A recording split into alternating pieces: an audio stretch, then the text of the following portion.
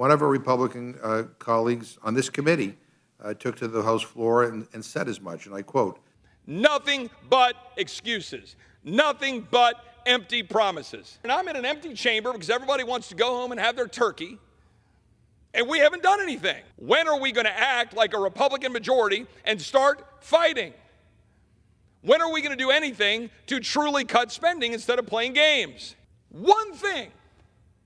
I want my Republican colleagues to give me one thing, one, that I can go campaign on and say we did. One. Anybody sitting in the complex, if you want to come down to the floor and come explain to me one material, meaningful, significant thing the Republican majority has done besides, well, I guess it's not as bad as the Democrats. My colleague was here a minute ago, but maybe he's back down on the floor waiting for somebody to tell him the one thing that the Republican majority has accomplished. I hope everyone had a nice Thanksgiving, spent with family, friends, giving back, and hopefully much less arguing than what has gone on in these last few months here in the Congress. That said, we are back today to consider three bills that once again don't do anything to solve the problems that matter most to our constituents. After weeks of fighting amongst themselves, House Republicans still haven't gotten the memo.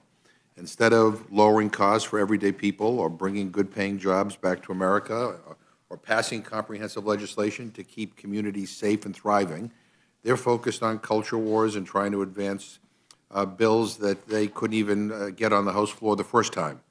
H.R. 5283 targets federal funding that helps support temporary shelters for certain non-citizens, including migrants seeking asylum. This bill fails to address the humanitarian crisis or security needs at our border and will never become law. S.J. Res. 32 would reverse a rule that aims to increase opportunity for underserved small businesses like family farms and minority-owned businesses. This CRA faces strong opposition since it threatens steps to improve transparency and fairness in small business lending. H.R. 5961 is a bill to force the U.S. to go back on the recent prisoner swap with Iran and bar Iranian funds held abroad from being used to purchase food and medicine. Not only is this bad policy, this committee already reported a rule for it, which failed on the House floor. I mean, come on. Since taking the majority in January, House Republicans have only exhibited incompetence and chaos. We wasted 20 days this year waiting for House Republicans to stop fighting with each other long enough to elect the Speaker.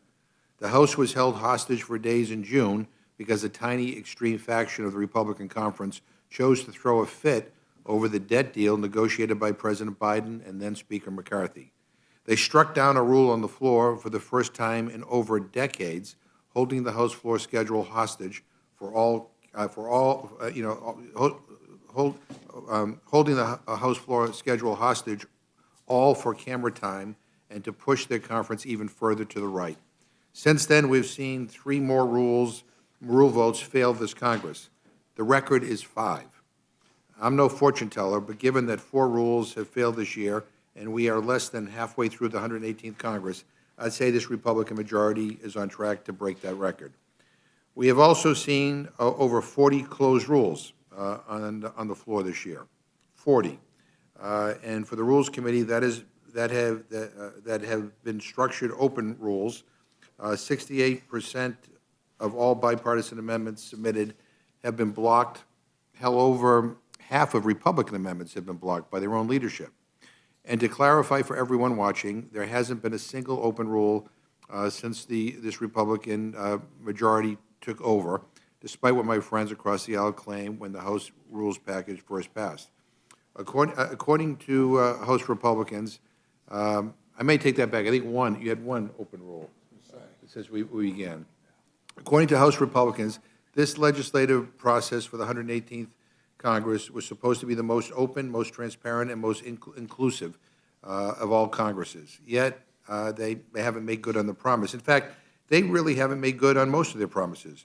The sheer incompetence and the chaos that we've seen this year, members of Congress physically tussling in the hallways, threatening to fight witnesses, holding the floor hostage, all of it. Enough is enough. And all I can say with the utmost respect for the chairman is that none of this falls on your shoulders. I think you've tried your best with the hand you've been dealt. You've run this committee as smoothly as possible, and the key here is that I know everything you do is to try to make this institution better. Unlike some in this body, you don't want to dismantle and destroy. You want to make this institution stronger. I just wish that other members would join you and get on the same page. Then, just maybe, we could work together and get something big done for the American people. And with that, I yield back my time, Mr. Chairman.